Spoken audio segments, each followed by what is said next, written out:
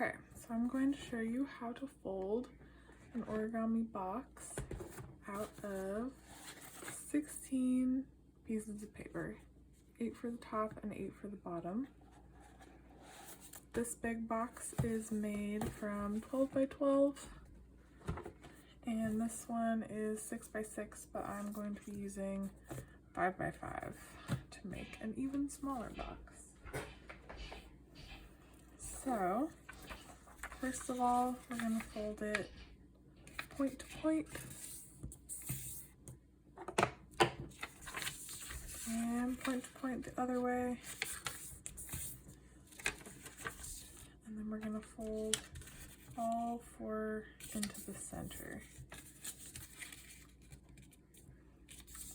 Sometimes I will prep fold all the parts of my box. I will fold all 16 pieces of paper like this first and just sort of set them in a pile with something heavy or my phone in the middle to keep all of them down. And then when I'm ready to fold, I just sort of look and see which two meet up the best in the center and which is the most off in the corners. And I will have the most met up ones on these sides and the worst corners on the bottom. So we fold that side up. From the worst corner, we go up to the middle right there. And then we fold this side in along that edge. And we're just creasing this whole middle fold so that it bends the other way. And this bottom fold, we just sort of want a right angle. That's going to be the side wall of our box. And then we just, using your hands sort of like pinchers, we just hold all of these pieces together and then force that one down. So then we make 16 pieces just like this. So grabbing the next piece, you have 2 pieces that look like this. Basically, this folded triangle and this wall are going to go into this triangle and this wall, sort of like that. So what I do is I just get the wall inside of each other and then slide it forward. And chip clips or paper clips can help hold this together. Usually the front half of this is a lot harder,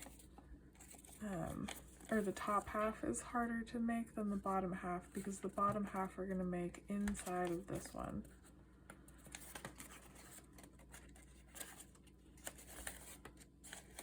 There we go.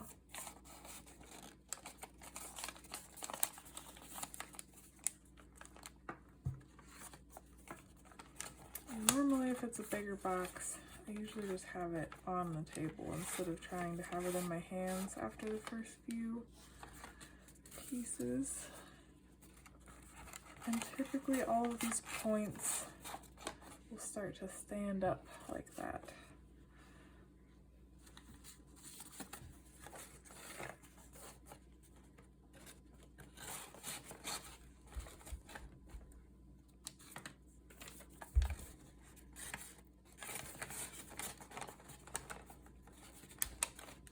Okay, so once you have all 8,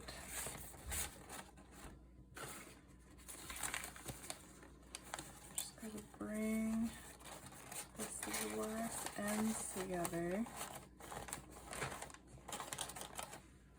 And you can see this one's unfolded itself. So you just got to make sure they're all sort of facing the same way.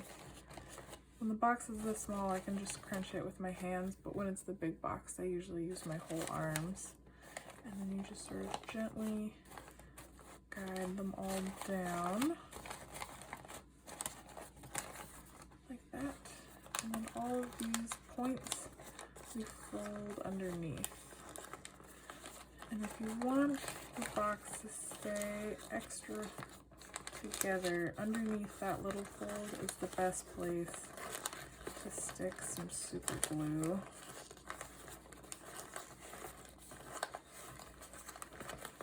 To make it really all stay down. I like to flip it over and sort of squish it from the back side on a nice flat surface. So, here we have the top of our box.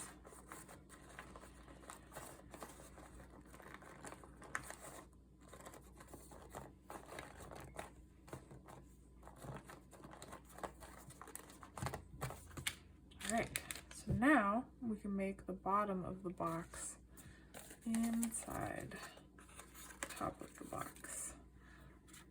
And this makes it a little bit easier to do because it just sort of holds them together for you.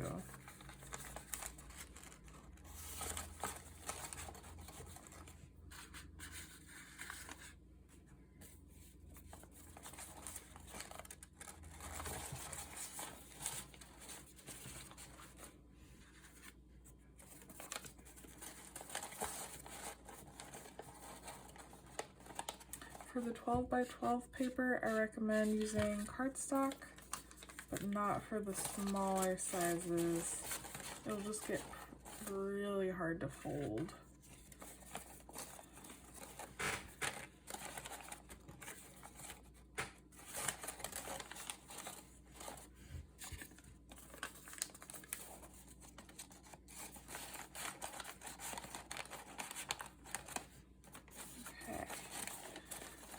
Lift these out a little bit to join the last two. And the reason why we're making the bottom inside the top is so that it will fit together. Alright, and then squish it down, tuck those all in again. And depending on what size box you use,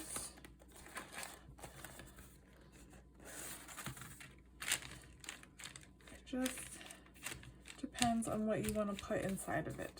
So obviously don't put your rock collection in it or the whole bottom's going to fall out when you try and pick it up.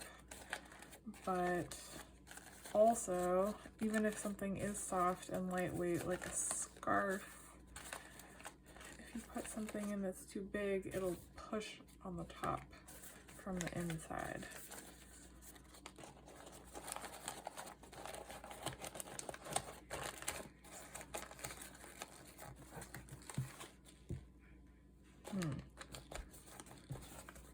That side might need a little more glue to hold it together, but basically you get the idea. Octagon box. And here is, oh, they are the same. So those are both 5 by 5.